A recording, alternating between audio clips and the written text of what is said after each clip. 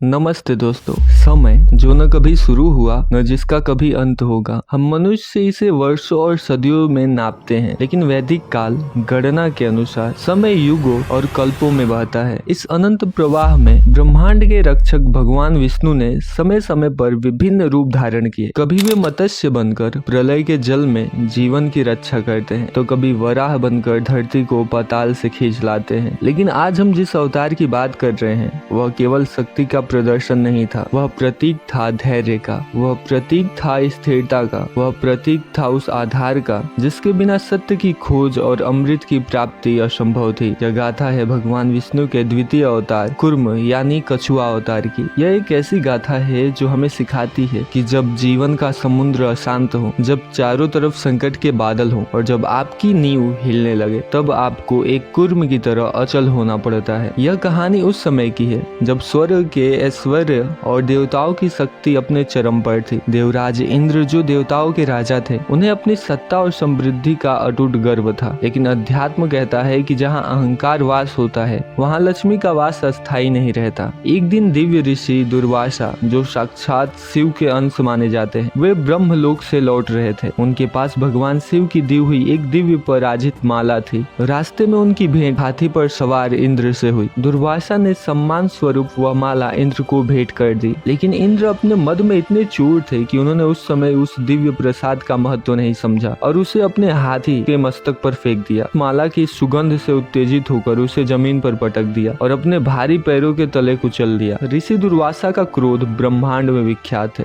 अपनी आंखों में अंगारे लिए उन्होंने इंद्र की ओर देखा और दहाड़ कर कहा, इंद्र, तूने उस दिव्य माला का नहीं बल्कि साक्षात श्री लक्ष्मी का अपमान किया है। तुझे अपनी शक्ति और ऐश्वर्य पर बहुत गर्व है ना? जा, मैं तुझे श्राप देता हूँ, तू और तेरा तीनों लोग श्रीहीन हो जाएंगे। लक्ष्मी तुझे त्याग कर समुद्र में विलीन हो जाएगी। श्राप की गूंज अभी थमी नहीं थी कि परिणाम दिखने लगे। देखते ही देखते स्वर्ग की चमक फीकी पड़ने लगी, कल्प वृक्ष सूखने लगे, कामधेनु ने दूध देना बंद कर दिया और देवताओं के चेहरे से वह तेज गायब हो गया जिसने उन्हें अजय बनाया था। जब लक्ष्मी समृद्ध और शक्ति चली जाती है तो साहस भी साथ छोड़ देता है। इस अवसर का लाभ उठाया असुरराज बलि ने। असुरों को लगा कि यही समय है कि देवताओं को जड़ से मिटाने का। भीषण युद्ध छिड़ा। बिना शक्ति के देवता ताश के पत्तों की तरह ढहने लगे। इंद्र का वैभव, वरुण का वेग और अग्नि का ताप, सब कुछ विफल हो गया।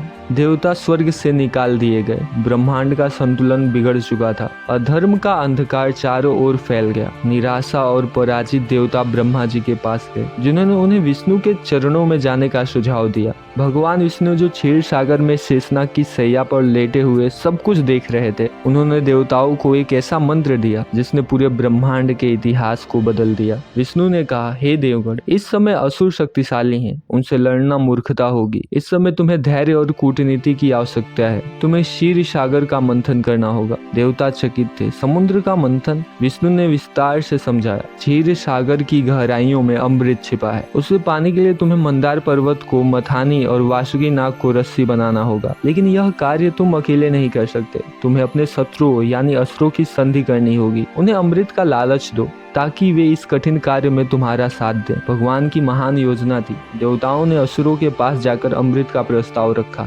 लालच में आकर असुर सहमत हो गए। तैयारियां विशाल थी। देवताओं और असुरों ने मिलकर विशाल मंदार पर्वत को उखाड़ा। उसे समुद्र के बीचों बीच लगाया गया। वासुकी नाग ने स्वयं को उस पर्वत के चारों ओर लपेट लिया। एक तरफ देवता थे जो पूंछ की ओर खड़े हुए और दूसरी तरफ असुर थे जिन्होंने भगवान की चतुराई के कारण मुख की ओर का हिस्सा संभाला। मंथन शुरू हुआ। पूरा ब्रह्मांड हिलने लगा। समुद्र की लहरें आसमान छूने लगी। लेकिन तभी एक भयानक त्रासदी हुई। मंदार पर्वत के नीचे कोई आधार नहीं था। जैसे ही मंथन की गति बढ़ी, पर्वत अपने भारी वजन के कारण समुद्र के कीचड़ में धंसने लगा। मंथन रुक गया। असुरों ने हार मान ली। देवताओं की आंखों में आंसू आ गए। क्या सब कुछ खत्म हो गया? क्या अमृत कभी नहीं मिलेगा? तभी समुद्र के भीतर एक दिव्य गर्जना हुई। पानी के बीच एक विशालकाय सुनहरी पीठ वाला जीव ऊपर की ओर बढ़ा। वह स्वयं नारायण थे, जिन्होंने कुर्म यानी एक विशाल कछुए का रूप लिया था। वह कछुआ कोई साधारण जीव नहीं था। वह इतना विशाल था कि उसकी पीठ का घेराव लाखों किलोमीटर में फैला हुआ था। उसकी ढाल हीरे से भी अधिक कठोर थी। कुर्म ने धीरे से स्वयं को मंदार पर्वत के नीचे स्थित किया। जैसे ही पर्वत उस दिव्य पीठ पर टिका, पूरे समुद्र में एक स्थिरता आ गई। कल्पना कीजिए उस दृश्य की। एक विशाल पर्वत जिसके नीचे साक्षात परमात्मा एक कछुए के रूप में स्थित है। पर्वत जब घूमता तो उसकी रगड़ से कुर्म को कोई कष्ट नहीं होता था, बल्कि पुराण कहते हैं कि भगवान को ऐसा सुख मिल रहा था मानो कि कोई उसकी पीठ खुजला रहा हो। कुर्म की स्थिरता ने असंभव को संभव बना दिया। मंथन फिर से शुरू हुआ और इस बार आधार इतना मजबूत था उसे हिला पाना काल के वश में भी नहीं था। अब मंथन फिर से शुरू हुआ, लेकिन यह संघर्ष का चरम था। वासुकी नाग के मुख से जहरीले फुफकारे निकल रही थी जिससे असुर सुलझ रहे थे। समुद्र का पानी उबलने लगा था। तभी समुद्र के भीतर से एक भयानक काला धुआं और तरल पदार्थ निकला। वह था हलाहल, सृष्टि का सबसे भयंकर विष। इसकी एक बूंद भी पूरे ब्रह्मांड को भस्म कर सकती थी। तब महादेव भगवान शिव आगे आए। उन्होंने उस विष को अपने हथेली में लिया और पी गए। उनकी पत्नी पार्वती ने उनका गला पकड़ लिया ताकि विष नीचे न जाए, जिससे शिव का कंठ नीला पड़ गया और वे नीलकंठ कहलाए। भगवान कुर्म ने नीचे से पूरी स्थिरता बनाए रखी ताकि शिव का यह त्याग सफल हो सके। विष के शांत होने के बाद समुद्र ने अपने खजाने उगलने शुरू किए। सबसे पहले निकली कामधेनु, फिर निकला उच्चैश्रवा 7 मुखों वाला सफेद घोड़ा, उसके बाद निकला ऐरावत जो विशाल हाथी, फिर निकली कौस्तुभमणि जिसे विष्णु ने अपने हृदय पर धारण किया। 5वां निकला पारिजात का वृक्ष जिसकी खुशबू से स्वर्ग महक उठा। 6ठी बार अप्सराएं निकली और फिर समुद्र की लहरों को चीरते हुए साक्षात माता लक्ष्मी प्रकट हुई। जैसे ही उन्होंने कुर्म अवतार के ऊपर टिके उस पर्वत और विष्णु की महिमा को देखा, उन्होंने भगवान विष्णु को अपने पति के रूप में चुन लिया। मंथन चलता रहा और अंत में प्रकट हुए धन्वंतरी, आयुर्वेद के देवता, जिनके हाथों में था अमृत कलश। अमृत निकलते ही देवताओं और असुरों के बीच युद्ध छिड़ गया। असुर अमृत छीनकर भाग गए। तब विष्णु ने कुर्म रूप त्याग कर मोहिनी का रूप लिया, एक ऐसी सुंदरी जिसने अपनी माया से असुरों को मोहित कर लिया और सारा अमृत देवताओं को पिला दिया। राहु और केतु जैसे असुरों ने छल करने की कोशिश की, लेकिन विष्णु ने सुदर्शन चक्र से उन्हें दंडित किया। अंततः देवता अमर हो गए और अधर्म पर धर्म की जीत हुई। लेकिन यह कहानी केवल देवताओं और असुरों की जीत की नहीं है, यह हमारे भीतर चलने वाले मंथन की कहानी है। हमारा शरीर वह समुद्र है, हमारी बुद्धि मंदार पर्वत है, हमारी इंद्रिया वे वासुकी नाग है। जब हम ज्ञान प्राप्त करने के लिए अपनी बुद्धि का मंथन करते हैं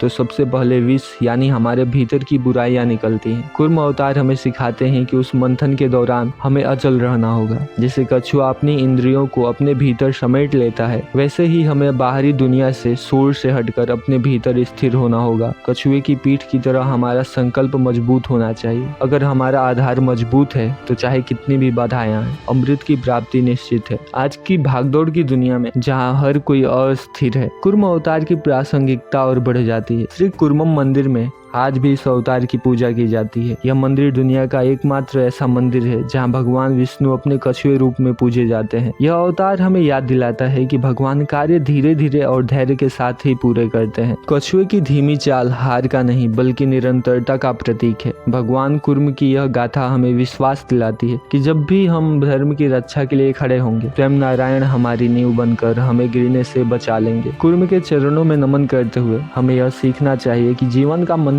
जारी रहे, लेकिन हमारा धैर्य कभी कम न हो, क्योंकि अंत में अमृत उन्हीं को मिलता है जो अंत तक स्थिर रहते हैं। जय कुर्म अवतार। मिलते हैं आपसे नए वीडियो में, तब तक के लिए जय श्री कृष्ण।